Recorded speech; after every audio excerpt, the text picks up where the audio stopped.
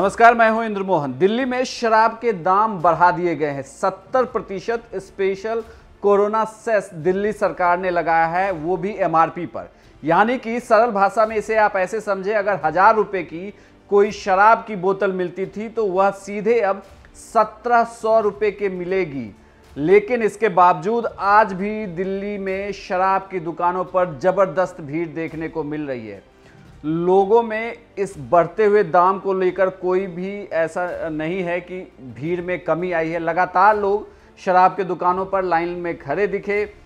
इसके बावजूद जब शराब खरीदने पहुंचे एक शख्स से रिपोर्टर ने बात की तो उन्होंने खुले शब्दों में कहा कि यह हमारी तरफ से सरकार को डोनेशन है।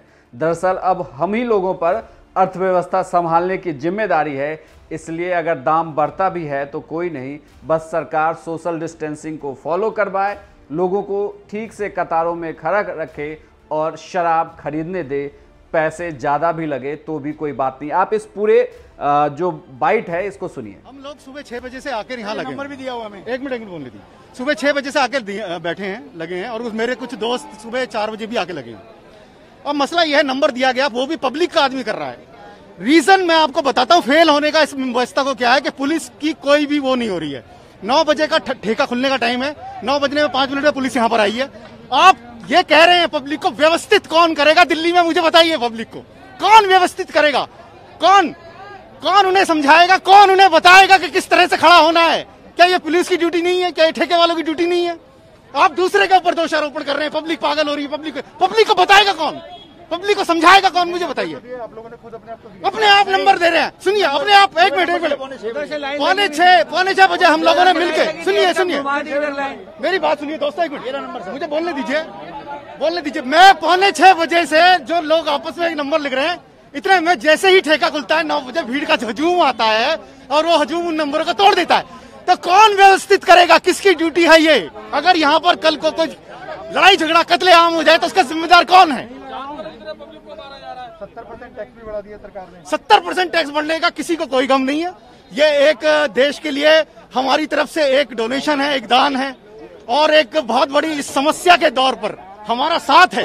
लेकिन व्यवस्था को, सर मैं ये फिर पूछना चाहता हूँ आपके चैनल के माध्यम से, आप दोषारोपित कर रहे हैं, लेकिन व्यवस्था को बनाएगा कौन? पूरी दिल्ली में, पूरे भारत में कौन बनाएगा? अभी मैं आपसे बात कर रहा हूँ, लोग बीच में घुस रहे हैं। कौन देखेगा? कोई देखने वाला नहीं है सर, कोई देखने वाला नहीं है। वहीं दिल्ली से एक और दूसरी तस्वीर आई है जहां पर एक शख्स कतार में खड़े लोगों के ऊपर फूल बरसा रहा था।